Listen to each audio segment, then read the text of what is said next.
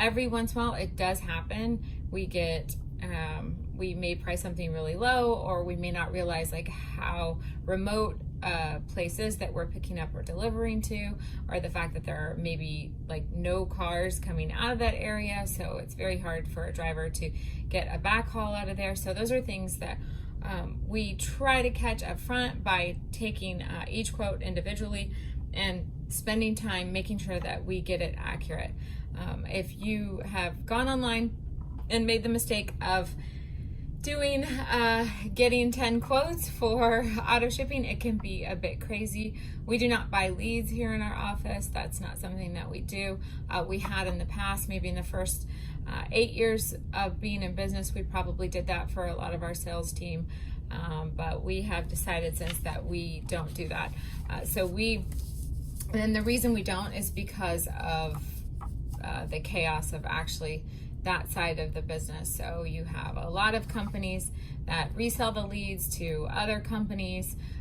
You have a variance of prices from super cheap to really expensive, to just like us, that will price very much like us.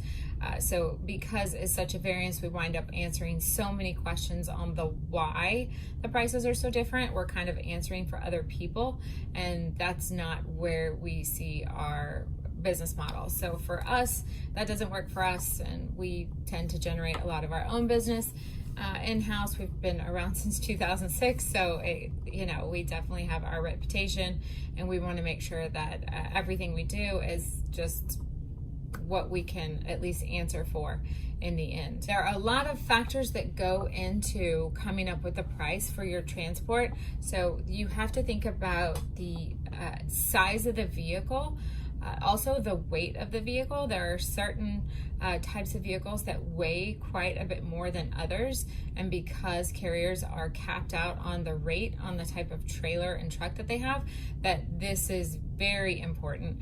Not to mention insurance. So the value of the cars that you're shipping also matters.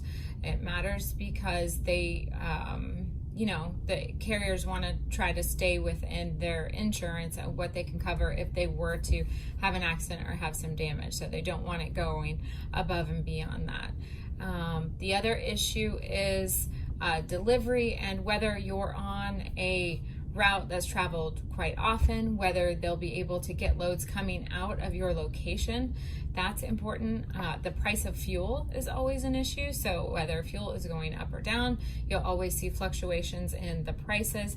And then seasons. So there are seasons in our industry. There are seasons that have to do with snowbirds going north to south or south to north. There are seasons for the new cars coming in off of the port. So they're coming in or they're coming out of factories. So you have seasons where cars are being shipped from one location to our next, and you may have a mass amount of cars coming out of, let's say, California at one time, but the problem is that people can't get anything going back. So that is factored into the price. So you have that. So if a carrier can't get loads going back to that where they need to go, then they will charge more in order to take your vehicle so that they can get back to where they need to go. So you see all those things that affect the price. Obviously the time frames are a little bit, but the law really regulates the time frames. So the time frames, they are what they are. This industry used to have quite a bit of hotshot business, where we see a lot less of that now that the regulations have changed and they're much stricter. If you really want to do a hot shot, sometimes you can get like a 2-man drive team, something like that, and then you can make it happen. But it seems to be a lot less frequent than it was maybe 10 years ago. We're not seeing that as much. There's also a driveway option, which we really don't see that either. It hasn't really been cost effective for people. You're putting the miles on your car, you're putting the wear and tear on your car. So we don't see that being really top in our market also. But those are the factors that do affect your pricing. So you want to pay attention to those. It doesn't necessarily matter whether we have a week or a month to pick up your car. It matters more about what's happening in that time frame when the car actually needs to leave. So those things are the biggest things that matter. It's not just about booking a spot. If everyone is booking a spot on a truck and they're paying quite a bit more than you, your car's not going to get picked up. So that's something you always want to make sure that you are paying a fair market rate. You do not want to be the cheapest car on the